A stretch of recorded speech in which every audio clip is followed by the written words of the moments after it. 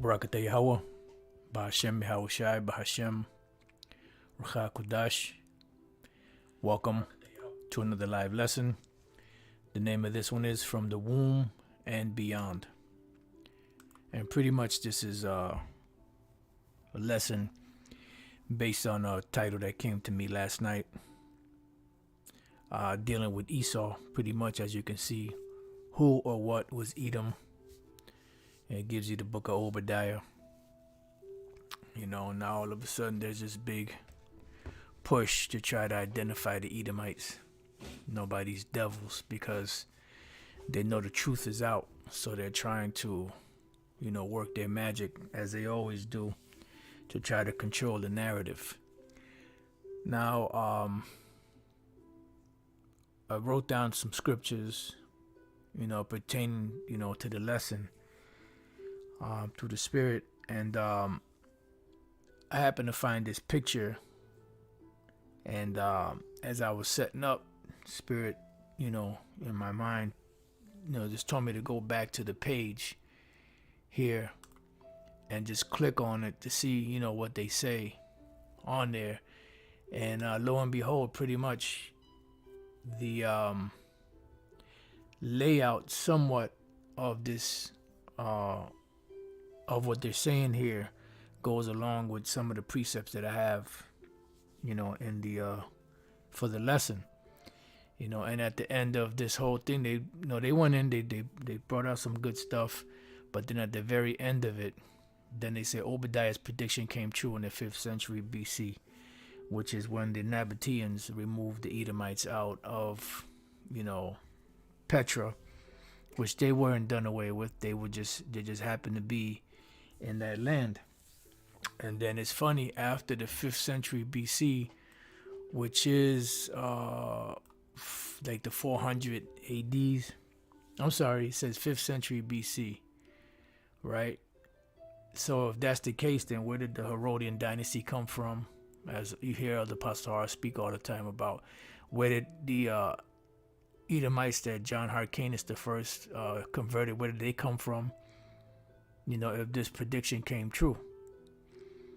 And it's not talking about the land of Edom, it's talking about the people themselves, which they tell you here in this short little question and answer, a Q&A thing. But then they say that they were the prediction of Obadiah came true in the 5th century BC, when Edom was removed from Petra. The Edomites would later disappear from history completely. You can't erase Edom with an edict. Inside joke. So where did they go? What happened to them? What documentation do you have, to prove that they disappeared from history completely?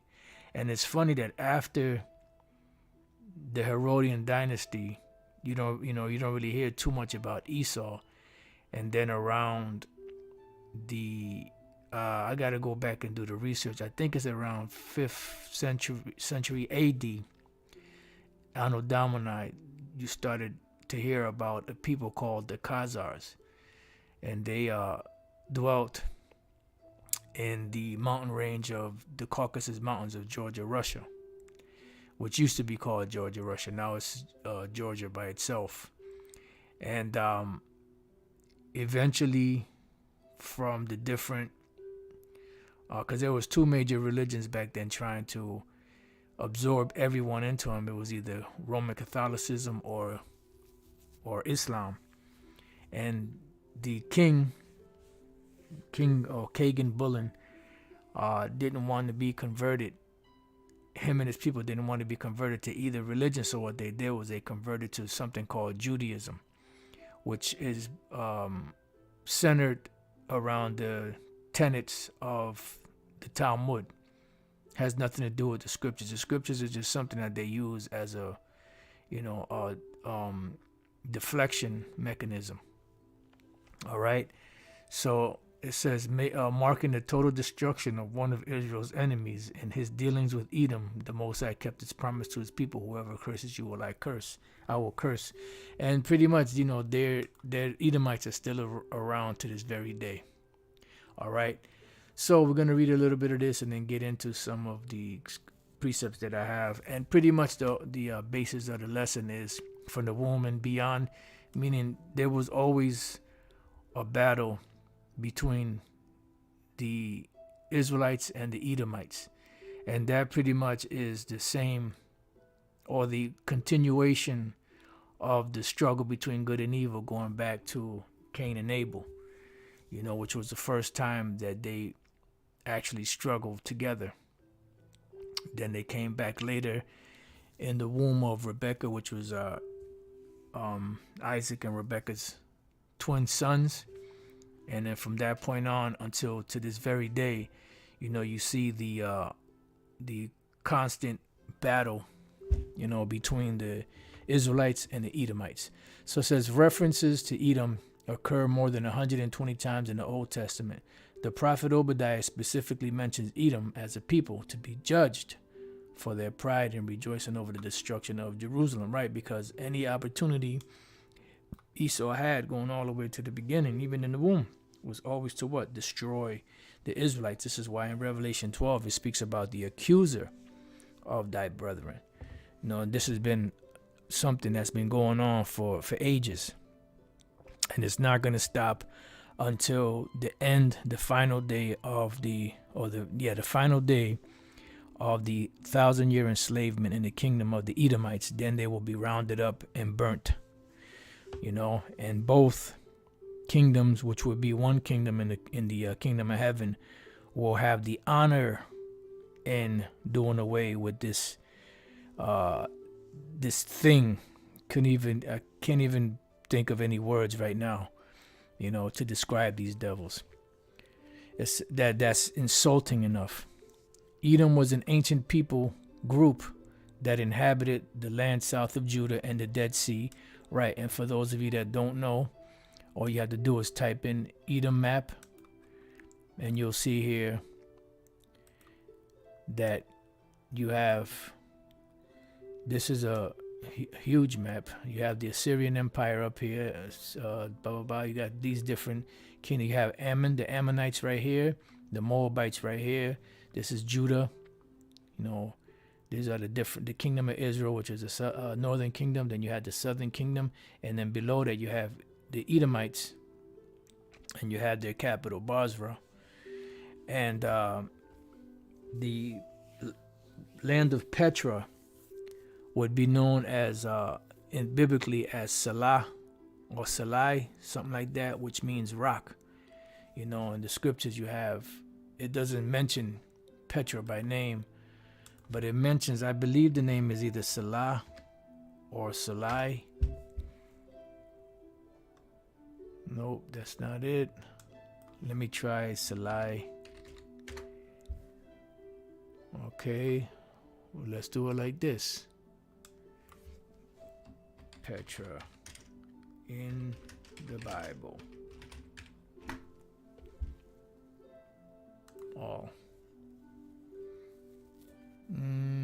Where is Petra found in the Bible?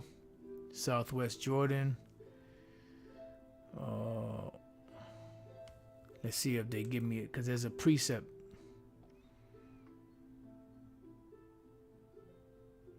There's actually a precept that goes with it. My goodness. The top Bible verse is about Petra in scriptures. Right, Selah. Selah. Which is a little different from Selah. Selah means to pause. But Selah, Isaiah 16:1, send ye the lamb to the ruler of the land from Selah to the wilderness under the mount of the daughter of Zion. When Yahushua comes back, that's how he's coming. So when we look up the word Selah,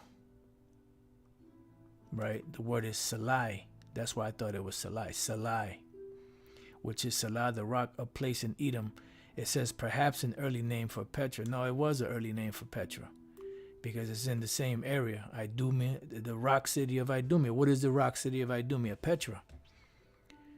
And it appears a couple of times right here. 2 Kings 14:7. He slew of Edom in the valley of Salt 10,000 and took Salah by war, right, which was the ancient name for Petra, and called the name of it Joktheel unto this day.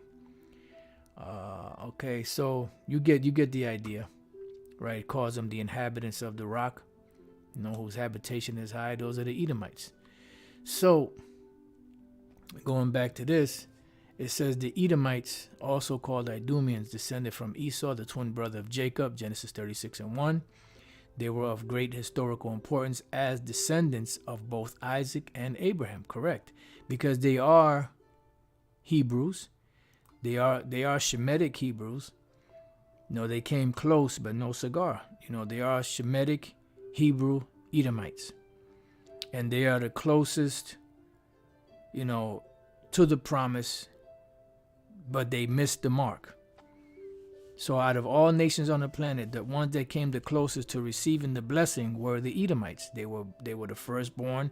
They came out of the line of Abraham and Isaac, but they were not the chosen seed. The chosen seed were the Israelites.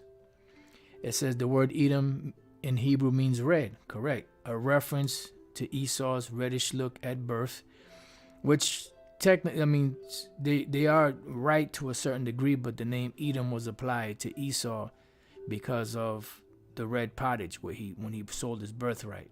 That's why his name was called Edom, or red, Adawam.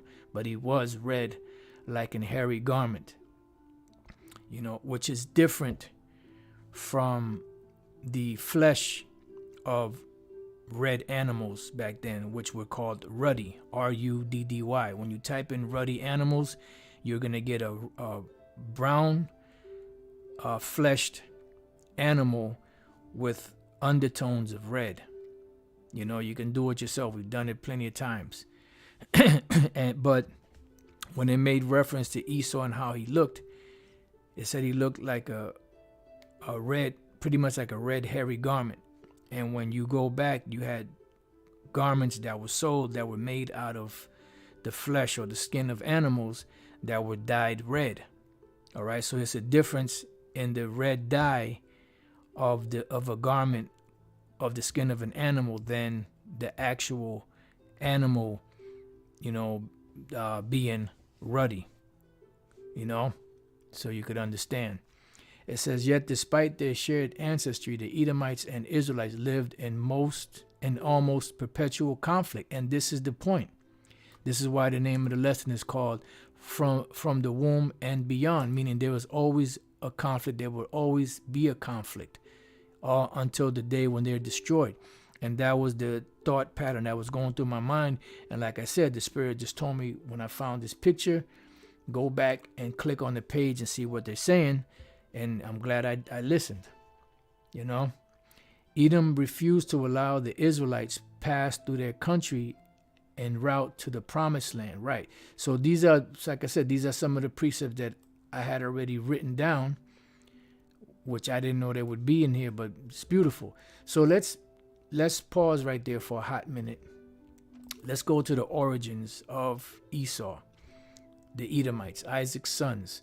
Genesis 25:19. And these are the generations of Isaac, Abraham's son. Abraham begat Isaac. And Isaac was 40 years old when he took Rebekah to wife, the daughter of Bethuel, the Syrian of Padanaram, the sister to Laban, the Syrian. And they were in Padanaram. You brothers out there and few sisters that watch, that believe, that are learning, you come across certain precepts, just look up, where these places were. Now, keep in mind that these locations are not 100% accurate. We're going to know everything precisely where every landmass and every territory and border is. But for now, we at least get an idea of where these places are at. So here on the map, this is the map of the Middle East. This is in Spanish, and you have Egypt, you have Edom, Seir, you have Chaldea, Babylon, you have Mesopotamia. This in the green here, this is what the so-called scholars call the Fertile Crescent. This is why here it says Media Luna, fertile, which means half moon. You know what you got, that's what a crescent is. It's like a half moon, or you get the word crescent, you know, which is shaped like a half moon, a quarter moon. Right, you have the Tigris River, the Euphrates River, and right above here you have what? Padanaram, some say Padanaram, Padanaram, which is in the land of Syria. This is where they were at, you know, and this is where Laban and the descendants or family of Abraham lived in that area. All right, so it says the sister to Laban the Syrian, and that's why they call them Syrians or Aramaean, and that's why in Deuteronomy 23:7, it says, "Thou shalt not abhor an Edomite," but should have been Syrian. Thou shalt not abhor a Syrian, an Aramaean. Why? Because he is thy brother. There's nowhere in the Bible that shows Esau any form of mercy from the Most High. They were always the Heavenly Father's enemy, and they are always our enemies. You know? So when they translated that, they should have put the right word there, which should have been Aramaean. But that's a whole nother lesson. And Isaac entreated the Lord for his wife because she was barren, and the Lord was entreated of him, and Rebekah his wife conceived, and the children struggled together within her. Now what's interesting, I know Apostle Tar already went over this, but what's interesting is this word struggled. The lesson that we did yesterday, you know, contained the word oppressed, you know, and it happens to be the same exact word as this word struggled. You know, the children struggled, meaning there was a war going on, and the word there is this it, Ratazai? Yeah, to crush, oppress. Right now, I don't remember if the Hebrew word was the same. I believe it was Ratazai. To crush, oppress, and there's different ways of crushing and oppressing. And right here it says to crush each other. You can fight, beat each other down to a pulp, or you can crush somebody, you know, by insulting them, or you can crush somebody by, you know, depriving them, you know, financially, lending to them upon usury, which is interest. You know, there's many different ways to oppress or crush someone. In the case of the children, they were fighting vigorously. They were fighting so much in there because the two spirits that were in them babies were two separate, different spirits. One was righteous, one was wicked. And this is why Rebecca couldn't get no sleep. She couldn't have got no sleep because, you know, she had to go inquire of the Lord, why the hell is this going on in my womb? So it goes on to say, and the children struggled together within her. And she said, if it be so, in other words, if you bless me to get pregnant, because remember, Isaac was 40 years old when he rolled up in Padanaram. It wasn't until he was 60 years old that they had these children. So it took a period of 20 years for her to get pregnant. It says, why am I thus? Why is this going on? So obviously, this was not something that was pleasant to her. And she went to inquire of the Lord, which they went to a seer, which was a prophet back in the days. And the Lord said unto her, 2 nations are in thy womb. See? So from these 2 children, there were going to be 2 nations. It wasn't Jacob and Jane. And then, when Jacob and Jane are born, you know, remember, Jane has seed too. So Jane will have a nation and Jacob will have a nation. No. There was Jacob and Esau, 2 boys, 2 male children. And you were going to get 2 nations. Why? Because a nation is dependent or determined by the seed of the father. It doesn't matter who the mother is.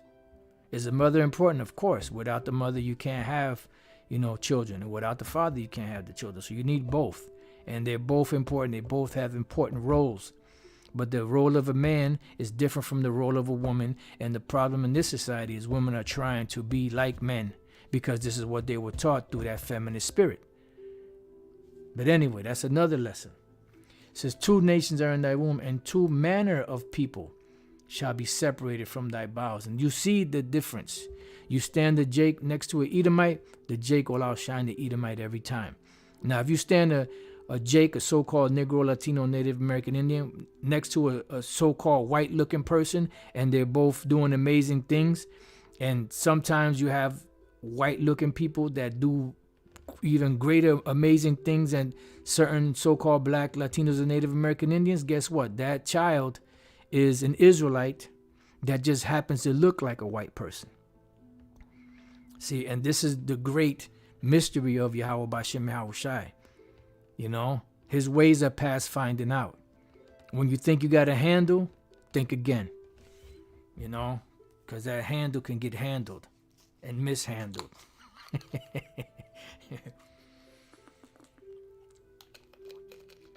Then it goes on to say, and the one people shall be stronger than the other people, right? Our people are mentally, physically, and spiritually stronger than Esau. And I'm gonna show you just on one point that we're stronger than they are. You know, there's no way that they are able to deal with the hardships that we've dealt with, going all the way back to the 1492, when them devils first came over here and put us in captivity, put us in slavery. You know, then eventually brought the Southern Kingdom over here and put them in slavery. And all of the hardships that were endured from then, 1492, October of 1492, till the present, they are not able to deal with that. They're not built like that. So we are physically, spiritually, mentally, emotionally stronger than they are. And the Lord said it so. It says, and the elder, which means the firstborn, shall serve the younger. So before they were even born, it was already set up who was going to receive the blessing, because the Lord already promised it. It says, and when her days to be delivered were fulfilled, behold, there were twins in her womb. I mean, because they were fraternal twins, not identical twins. And the first came out red all over, what? Like an hairy garment. It didn't say it came out red like a red animal. Because once again, when you type in red animal, right? When you type in, let's just type in red animal. Let's see what it says. Oops. Red animal. Let's see images. Okay, you have red frog, but look at, you have this bear. He's brown, but they call him red, ruddy. All right. So now, red, like in hairy garment, would look like this. But if you type in ruddy animal, which they say ruddy means red, it does not mean red. Look what you get. You get brown, somewhat of a lighter brown animals. Ducks, horses, you know. Then you have, let's see, you know, you got the red heifer, right? Type in red heifer. What do you get? Boom. That does not look red to me. This looks brown with reddish undertones. So the red heifer is brown. You even have this, looks like a small hat, and this is a red heifer. A red cow, which is brown. So when it said red all over like a hairy garment, you type in red garment, right? Boom. You get red. Garments dyed red. Boom. You got garments here that are dyed red. These don't look brown. These look red, like the skin color of Esau. All right. So when it says he was red all over like a hairy garment, meaning he was dyed red, so to speak. All right. Because when you go to, I think that's Exodus 25, it speaks about ram skins dyed red or something along those lines. All right. And they called his name Esau. Why was the name called Esau or Ishar? or Ishashwa. The word Ishar or Ishashwa is a compound word. Ishash is wasted. The wa at the end is he. So Ishashwa or Ishar, wasted away, is he, because he didn't look like a normal baby would. And eventually when his brother came out, it didn't say anything about his color. Why? Because he looked like a regular baby. It says, and after that came his brother out, and his hand took hold on Esau's heel, right? Because eventually we would pull them down from the position that they would be in. And his name was called Jacob, and Isaac was 80 years old when she bare them. So he was 60 years old. So it took 20 years for her to get pregnant. All right, so now let's move on. Let's go from there. Let's go to the book of, matter of fact, let's go to Numbers 24, because we read, 20, because we read in the article that they didn't allow us to go through their land, and that was part of the reason. And this is that ancient hatred. It's an ancient hatred. It's nothing new. Numbers 20 and 14. And Moses sent messengers from Kadesh unto the king of Edom. Right, so they had kings in Edom. All right. Thus saith thy brother Israel, thou knowest all the travail that hath befallen us, how our fathers went down into Egypt, and we have dwelt in Egypt a long time, and the Egyptians vexed us and our fathers. So while we were being vexed in Egypt, Esau, the Edomites, they had kings among them. They had rulership among them. So the Edomites were not in the land of Egypt as slaves. If they happened to go down there, they happened to go down there for trade. They were not in there, for under captivity or slavery, because they were kings. You had kings among them. So Caleb was not an Edomite. I want to show you something.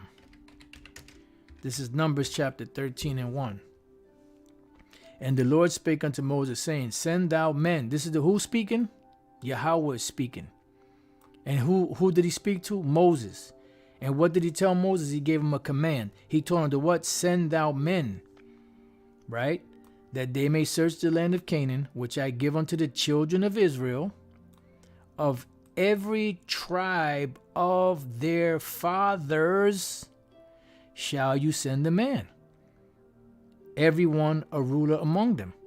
So the Lord commanded Moses, and Moses ain't going to be like, well, I know the Lord said to send men, one man from each tribe, but, Caleb, you special, you're Edomite, so I'm going to send you instead of any other Judite, because you're so special. You're just such a special Edomite that I'm going to send you. No, the Lord gave him a strict commandment to send men out of all of the tribes of the children of Israel, one man to represent the tribe. And Moses and the Lord told him, make sure that there are rulers among the men, because you had those that had rulership abilities, leadership abilities. So of every tribe of their fathers shall you send a man, every one a ruler among them. And Moses, by the commandment of the Lord Yahweh, sent them. So the Lord didn't say, all right, send men, send all of the tribes, send somebody. But when it comes to the tribe of Judah, send an Edomite, because there's no Judite that's capable. They're just so incapable that I have to get my man Caleb the Edomite to send him. No, the Lord told him to send one man out of each tribe of the nation of Israel. So it says, and the Lord sent them from the wilderness of Paran. All those men were heads of the children of Israel. And these were the names of the tribe of Reuben, Shammur the son of Sakur. So out of the Reubenites, the man named Sakur was sent. Of the tribe of Simeon, Shaphat the son of Hori. Of the tribe of Judah, Caleb the son of Jephunneh. So come on, man, playing games. Caleb was not an Edomite. Neither was Job. So, thus Moses sent messengers from Kadesh unto the king of Edom. Thus saith thy brother Israel, thou knowest all the travail that has befallen us, how our fathers went down into Egypt, and we have dwelt in Egypt a long time, and the Egyptians vexed us and our fathers. And when we cried unto the Lord, he heard our voice and sent an angel, which is Yahushai, and hath brought us forth out of Egypt. And behold, we are in Kadesh, a city in the uttermost of thy border. Let us pass, I pray thee, through thy country. We will not pass through the fields or through the vineyards, neither will we drink of the water of the wells. We will go by the king's highway. We will not turn to the right hand or to the left until we have passed thy borders. And Edom saith unto him, Thou shalt not pass by me, lest I come out against thee with the sword. And the children of Israel said unto him, We will go by the highway, and if I and my cattle drink of thy water, then I will pay for it. I will only, without doing anything else, go through on my feet. And he said, Thou shalt not go through. And Edom came out against him with much people and with a strong hand. Thus Edom refused to give Israel passage through his border, wherefore Israel turned away from him. Right, so pretty much that is an ongoing struggle. That's why the name of the lesson is From the Womb and Beyond.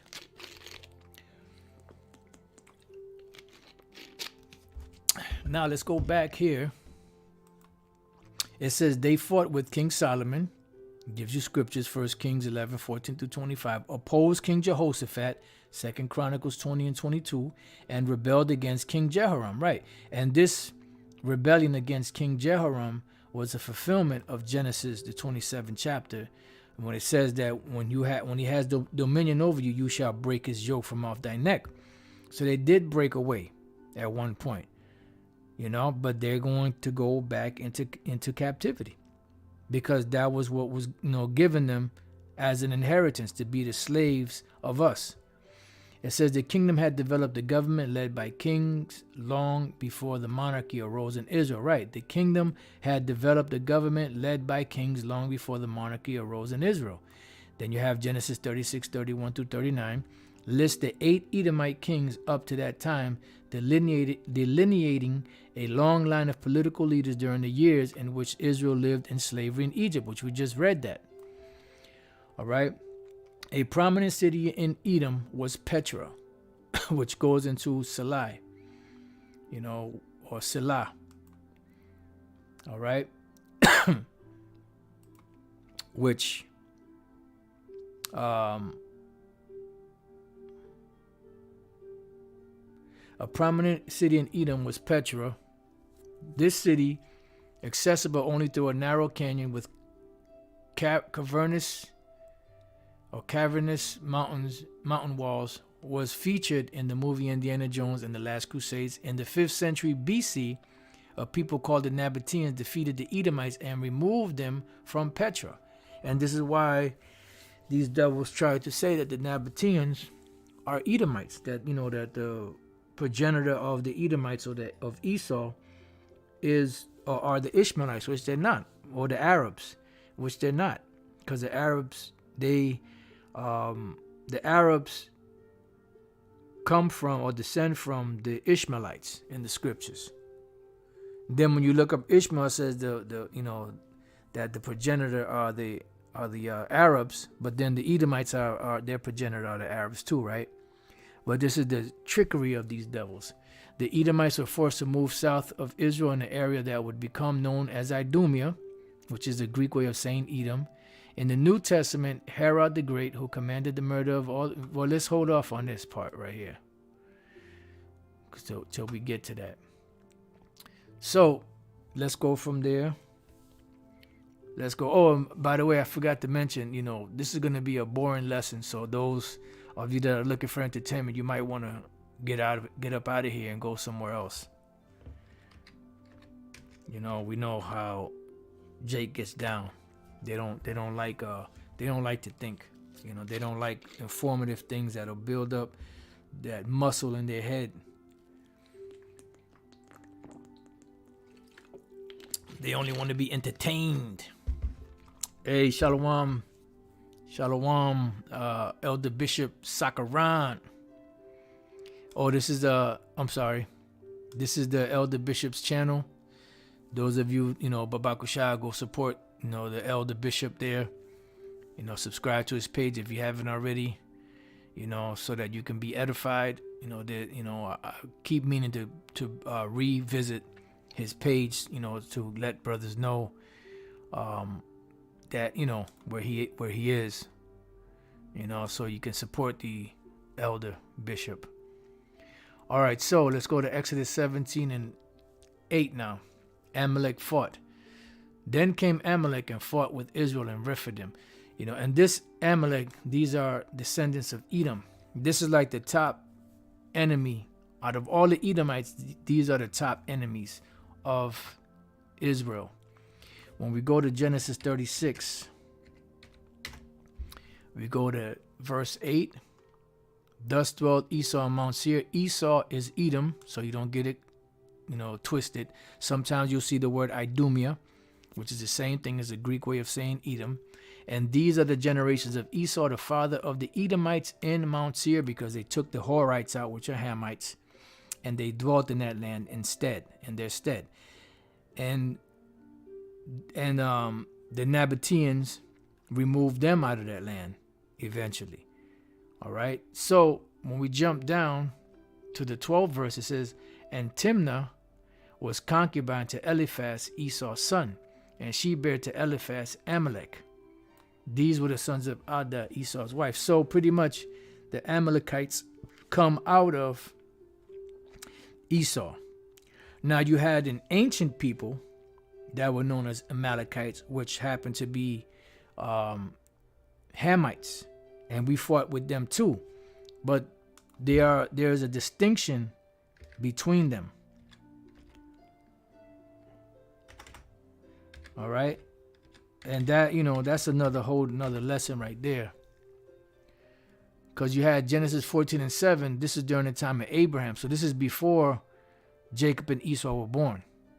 So these Amalekites are our enemies also. But these are Hamitic, not the Edomites. They were our enemies, but not to the level of Esau, the Edomites. It says, and they returned and came to En Mishpat, which is Kadesh, and smote all the country of the Amalekites and also the Amorites, and dwelt in Hasez Son Tamar. All right, so that's like a whole another history. The two Amaleks. All right, now King Saul fought against the Edomite Amalekites, and King David fought against the Hamitic Amalekites, which were the ancient people. When you hear the scripture speak about the ancient people, when it uses the term Amalekites, the ancient people, that's the Hamitic ones. The other ones are just the regular Amalekites, the regular devils from the Edomites. All right. So now let's go back to Exodus 17. So this is a war that we had with Amalek. This is the first major war that we had. This is why this precept in Numbers 24 is a representation of two things. It's dealing with the first nation we fought against, and it's also dealing with the people that would be the head today, because Esau is the head of all nations today, but then the head or chief house of Esau today is Amalek, which are the small hats. Numbers 24 and is it Numbers 24? Yeah. Right here. Numbers 24:18. And Edom shall be a possession, meaning the land of Edom. All right. Seir also shall be a possession for his enemies, because Judah is going to inhabit that land. So this is talking about the land. This ain't talking about the people. And Israel shall do valiantly. Out of Jacob shall come he that shall have dominion, which is Yahushua, and shall destroy him that remaineth of the city. Yeah, because Yahushua is coming to do what? Visit Edom. And when he took on Amalek, when he looked on Amalek, meaning when Balaam looked on the Amalekites, the chief house of Esau, he took up his parable and said Amalek was the first of the nations, meaning they were the first nation we fought against, and also they would be the head nation today. But his latter end shall be that he perish forever, right? Because they're going to perish with the rest of the Edomites when you read the book of Obadiah. So going back, it says Exodus 17:9, and Moses said unto Joshua, choose us out men and go out fight with Amalek. Tomorrow I will stand on the top of the hill with the rod of the Most High in mine hand. So Joshua did as Moses had said to him, and fought with Amalek. And Moses, Aaron, and Hur went up to the top of the hill. And it came to pass, when Moses held up his hand, that Israel prevailed. And when he let down his hand, Amalek prevailed. But Moses' hands were heavy, and they took a stone and put it under him, and he sat thereon, and Aaron and Hur stayed up his hands. So you had one on one side, one on the other, holding up his hands, because those tables of stones were getting heavy. It says, and they, let's see, and the other on the other side, and his hands were steady until the going down of the sun. And Joshua discomfited Amalek and his people with the edge of the sword. And the Lord said unto Moses, write this for a memorial in a book, and rehearse it in the ears of Joshua. So we're supposed to really be speaking about this. You know, this is what we should be speaking about all the time. Our enemies, things that they did to us, and the vengeance that's coming against them. For I will utterly put out the remembrance of Amalek from under heaven, and eventually this is what's going to happen. Once, you know, the kingdom is established and they serve their captivity. And Moses built the altar and called the name of it Yahweh Nissi, which means Yahweh's banner. For he said, because the Lord hath sworn that the Lord will have war with Amalek from generation to generation. You know, until they're destroyed, you know, as per Obadiah 1 and 18. All right, and you can read the whole book of Obadiah. Now let's go from there. Let's go to 2 Chronicles 28 and 16. It says, compromise with Assyria. At that time did King Ahaz send unto the kings of Assyria to help him. For again the Edomites had come and smitten Judah and carried away captives. So there were always wars between us and the Edomites. That's why the name of the lesson is From the Womb and Beyond. So it's no different today. We're not in the kingdom yet. We don't have the upper hand yet. So there's still wars between us and the Edomites. You know, whether they're physical or whether they are, you know, spiritual.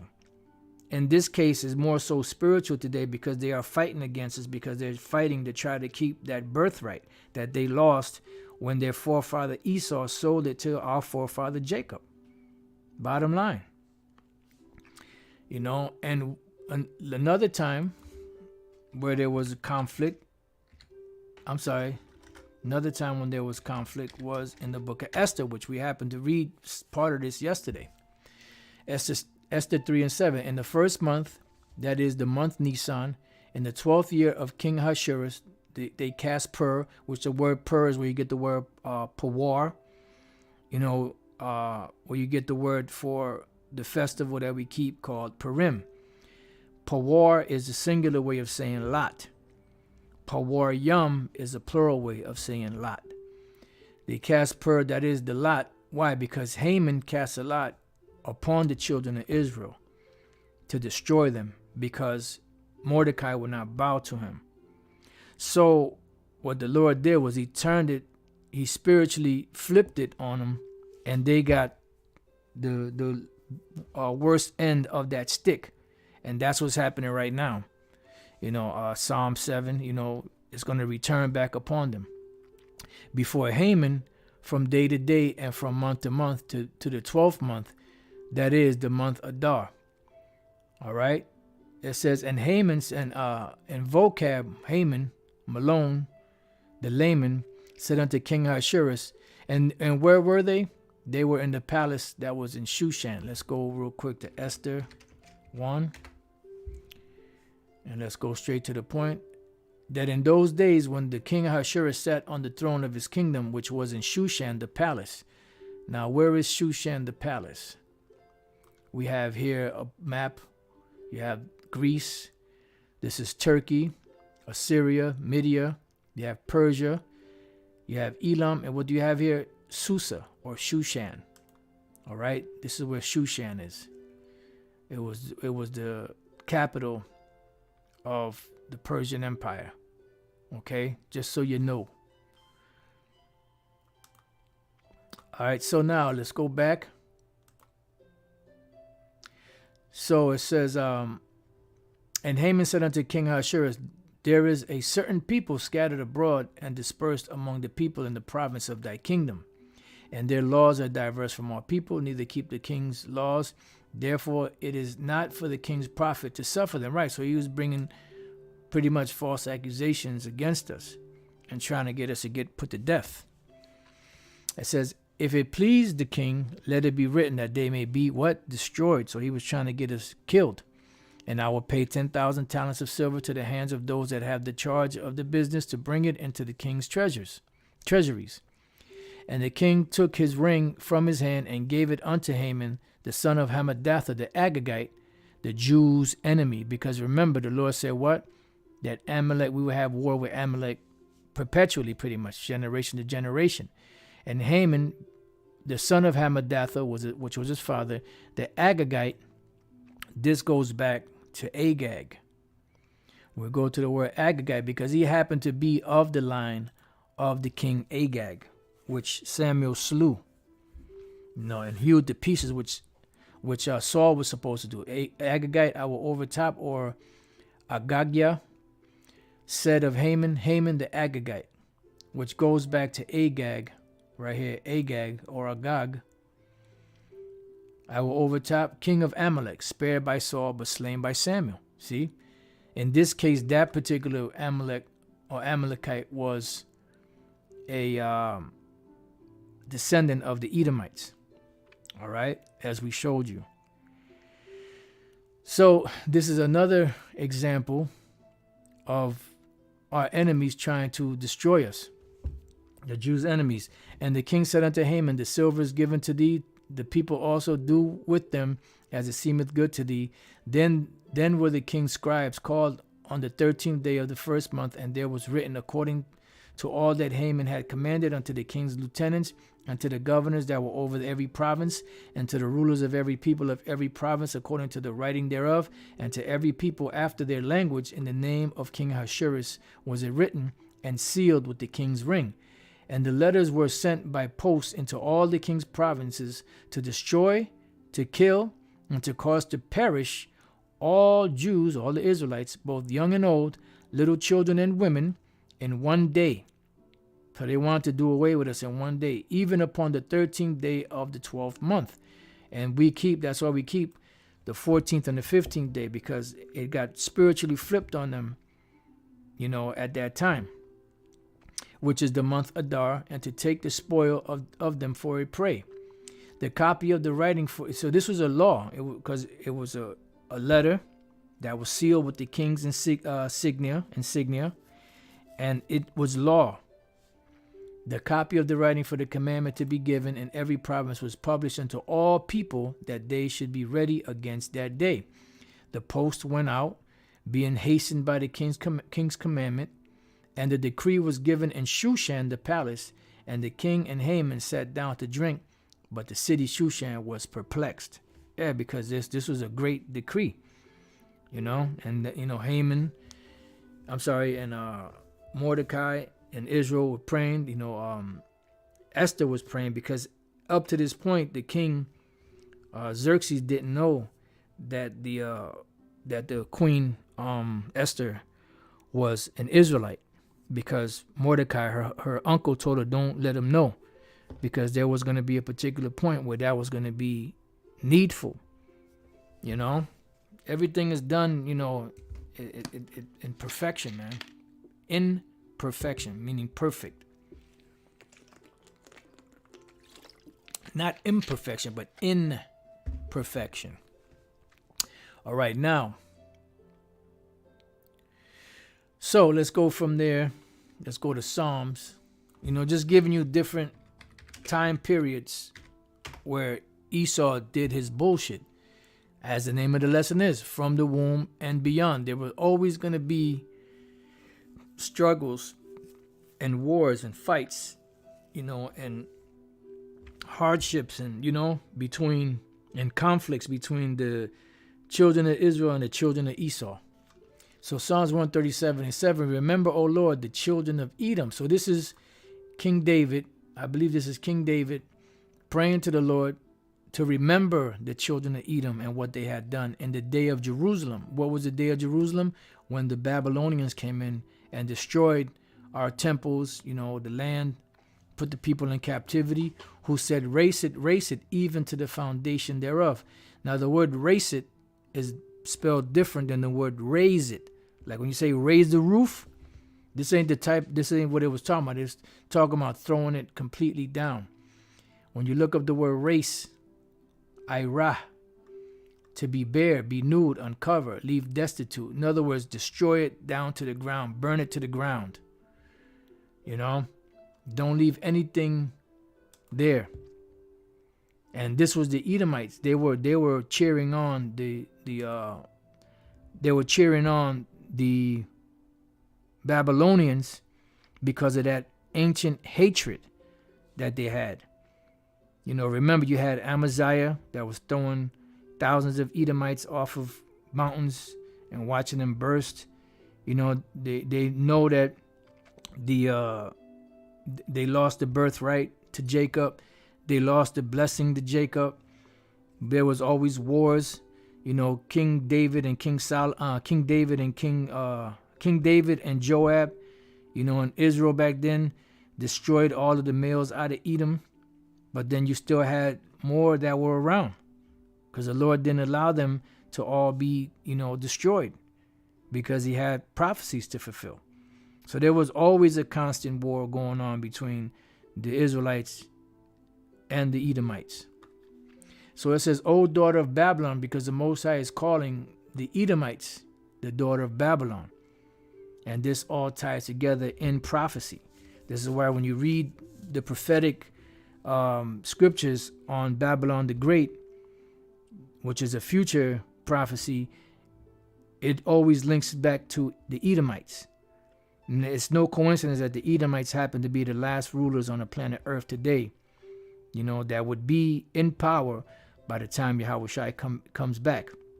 And even David Guzik was asked the question about Isaiah chapter 63, and even he had to agree that when the Lord comes back, the Edomites will be around, but he said he doesn't agree with that, which means he's disagreeing with the scriptures.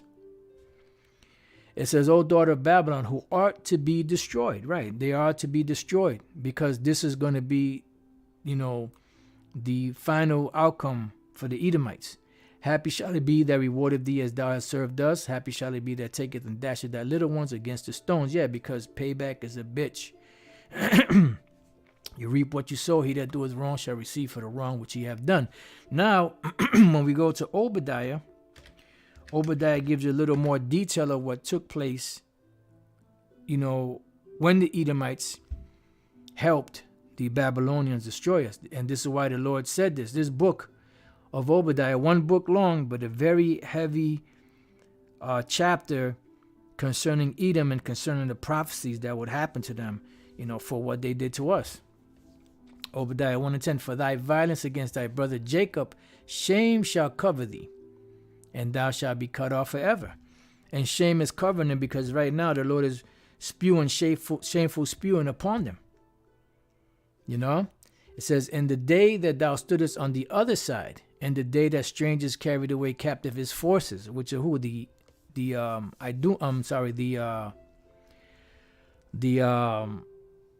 Babylonians, and foreigners entered into his gates and cast lots upon Jerusalem, even thou was as one of them. You Edomites, you joined forces with them. So even if Deuteronomy 23:7 was speaking about the Edomites, which is not, they reneged on the deal. And there's other precepts that you can use, for that. It says, but thou shouldest not have looked on the day of thy brother in the day that he became a stranger. Israelite foreigners, they were ripped out of their land. They were deprived of their riches and their resources and everything. Neither shouldest thou have rejoiced over the children of Judah in the day of their destruction. Neither shouldest thou have spoken proudly in the day of distress, because it's always been an ongoing struggle between the Israelites and the Edomites. Thou shouldest not have entered into the gate of my people in the day of their calamity, right? Because it was a calamitous time, and you helped forward that affliction. Yea, thou shouldest not have looked on their affliction in the day of their calamity, for nor have laid hands on their substance in the day of their calamity. So not only were you cheering on, you were stealing our shit too, and you even helped them. Neither shouldest thou have stood in the crossway to cut off those of his that did escape. Right, they were stopping Israelites that escaped the hands of the Babylonians, and they were giving them back. Neither shouldest thou have delivered up those that did remain in the day of distress. So you were helping to destroy us. So you're going to be dealt with severely. All right. Now let's go from there. Matter of fact, I'm going to get this precept, but then we're going to go. I want to go back to this article real quick. So it says, matter of fact, no, let me read a couple of these and then we'll get to it. Amos 1:11. Thus saith the Lord, for 3 transgressions of Edom, the Edomites, and for 4. So if you only did 3 or 4 things, I will not turn away the punishment thereof. So if you only did 3 or 4 things wrong, the Lord wouldn't turn away his punishment from you, because he did pursue his brother with the sword. And you did that because you put us to death. Our forefathers back then, you also grabbed certain ones that you captured and brought them back and turned them into the hands of the Babylonians. When you were supposed to be our brother, you were supposed to help us. And did cast off all pity. You casted off all pity. What did the scripture say? He shall have judgment without mercy, that showed no mercy. And his anger did tear perpetually. You know, because you were hoping to get rid of us so that you can assume the position. But the only position you're going to assume is to kiss your ass goodbye. And he kept his wrath forever. Right, and you kept your wrath forever. This has been an ongoing thing. This is why to this very day you do the same shit. But I will send a fire upon Teman, which shall devour the palaces of Bozrah, and eventually the Lord is going to destroy you completely. Now let's go from there to the Apocrypha. And these are all accounts of what Esau did, you know, during the time of the Babylonians and beyond. This is our first Ezra chapter 4 and verse 45. It says, thou also hast vowed to build up the temple, which the Edomites burned when Judea was made desolate by the Chaldees. And now, O Lord the King, this is that which I require and which I desire of thee. And this is the princely liberality proceeding from thyself. I desire therefore that thou make good the vow, the performance whereof with thine own mouth thou hast vowed to the King of heaven. Then Darius the king stood up and kissed him and wrote letters to him unto all the treasurers and lieutenants and captains and governors, that they should safely convey on their way both him and all those that go up with him to build Jerusalem. He wrote letters also unto the lieutenants that were in Seleucia and Phoenice, and unto them in Libanus, that they should bring cedar wood from Libanus unto Jerusalem, and that they should build the city with him. Moreover, he wrote for all the Jews that went out of his realm up unto Jewry concerning their freedom, that no officer, no ruler, no lieutenant, no treasurer should forcibly enter into his doors, and that all the country which they have, which they hold, should be free without tribute, and that the Edomites should give over the villages of the Jews which then they held. Right. So you had to turn it up and give it loose, or turn it, however the term goes. Give it up and turn it loose. All right, now, and you could read about Antiochus Epiphanes. You know, that was another time in history that they, you know, pushed that struggle upon us, you know, that oppression. Now let's go back. It says, Herod the Great, who commanded the murder of all boys 2 years and younger in Bethlehem, Matthew 2, was an Idumean. And that's exactly correct. You know, which Lord's will, we're going to get into that. And in Obadiah, Edom is mentioned twice by name. Yet the focus of the entire book is on Edom's destruction as the Most High meted out his judgment on a historically rebellious people. Right. And that's going to be done because of what you did to us. You know, because your anger did tear perpetually. Remember, we read that in Amos. It says, Obadiah prophesies that Edom would be small among the nations, utterly despised. And who is the greatest and most hated group of people out there? And not because of you know, because people just don't like them, you know, they're just hating on them for no good reason, but because of the wicked shit that they're doing.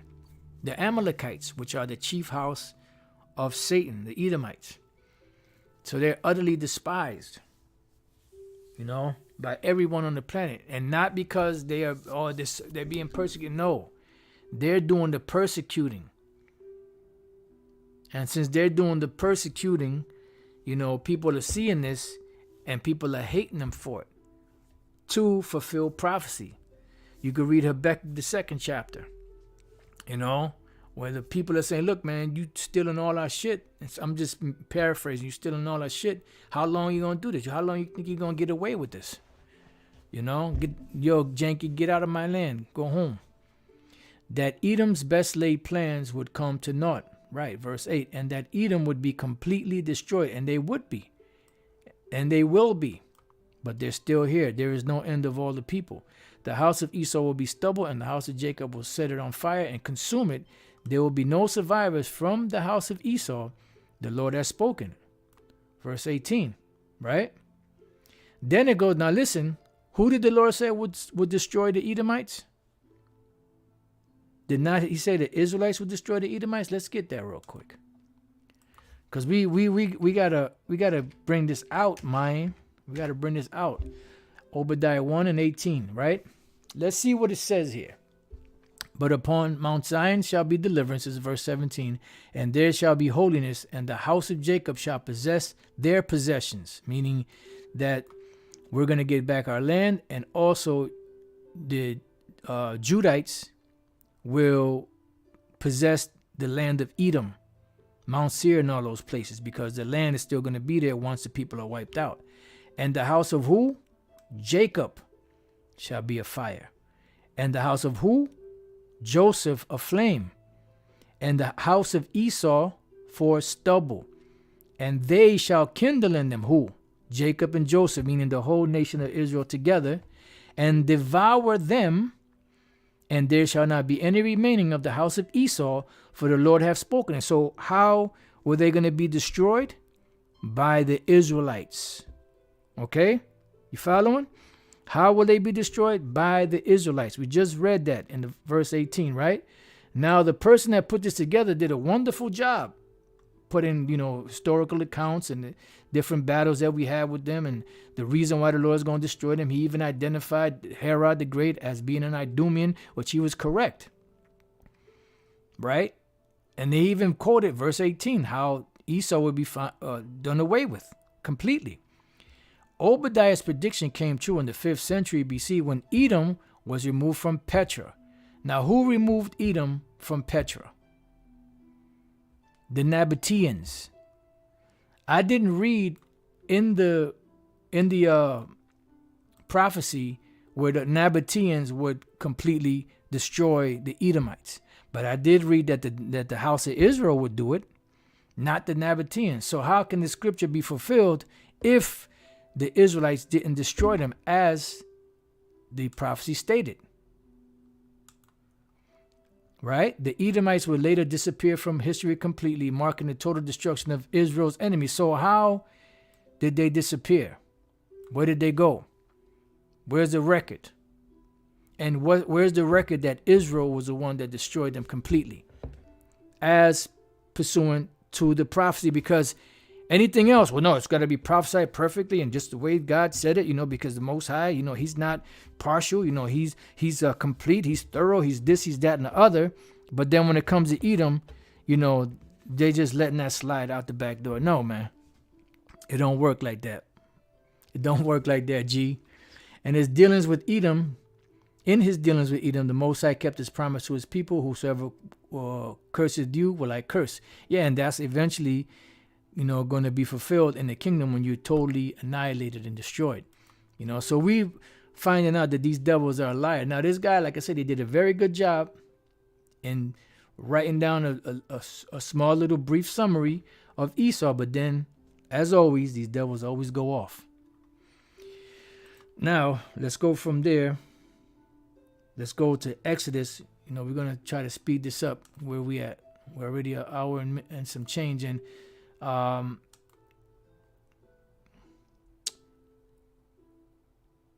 You know what?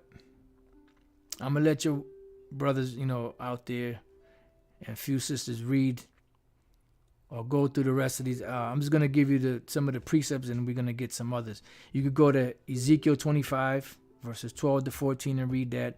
You could read the whole book of Ezekiel 35, which I was going to read, but in the entrance of time. Then you could go to Matthew, the 2nd chapter, and read about King Herod and what he did in cutting off the children, which we read a little brief point that this individual put out here, which he was an Edomian, right? So what I'm going to do is you could read those, and get more, more insight, as to the things that they did, because I wanted to read them, but it's going to take a little bit of time. So let's go from there. Let's go to Lamentations 4. Lamentations 4 and 21. Rejoice and be glad, O daughter of Edom, that dwellest in the land of Uz. Matter of fact, you know what? I can't skip that one. Let's go to Ezekiel 25. Spirit is on me to go to this, because this is another proof of who is going to totally annihilate and destroy the Edomites. Not the Nabateans, not the Ishmaelites, the Israelites. Ezekiel 25 and 12. Thus saith the Lord power, because that Edom have dealt against the house of Judah by what? Taking vengeance. During what time? During a time when the Babylonians came in and beyond, and hath greatly offended and revenged himself upon them. And you see this even to this very day. Therefore, thus saith the Lord power, I will also stretch out mine hand upon Edom, and will cut off man and beast from it, and I will make it desolate from Teman, and they of the Dan shall fall by the sword. We read over here that the Nabateans, right here, people called the Nabateans, defeated the Edomites and removed them from Petra. Then we read down at the bottom that Obadiah's prediction came true in the 5th century BC, and this is when the Nabateans came in there and they removed the Edomites out of there, and that's the fulfillment of prophecy. No. So it says, verse 14, and I, meaning the Most High, will lay vengeance upon Edom by the hand of my people Israel, not by the Nabateans. And they shall do in Edom according to mine anger and according to my fury, and they shall know my vengeance, saith the Lord Yahweh Bashem Yahushai. Lamentations 4:21. Rejoice and be glad, O daughter of Edom, that dwellest in the land of Uz. The cup also shall pass through unto thee. Thou shalt be drunken and shalt make thyself naked. Yeah, because you are going to show your ass, and the Lord is going to expose you. The punishment of thine iniquity is accomplished, O daughter of Zion. That's a comfort for us. He will no more carry thee away into captivity. He will visit thine iniquity, O daughter of Edom. He will discover thy sins. And what happens after the discovery of your sins? Destruction, judgment.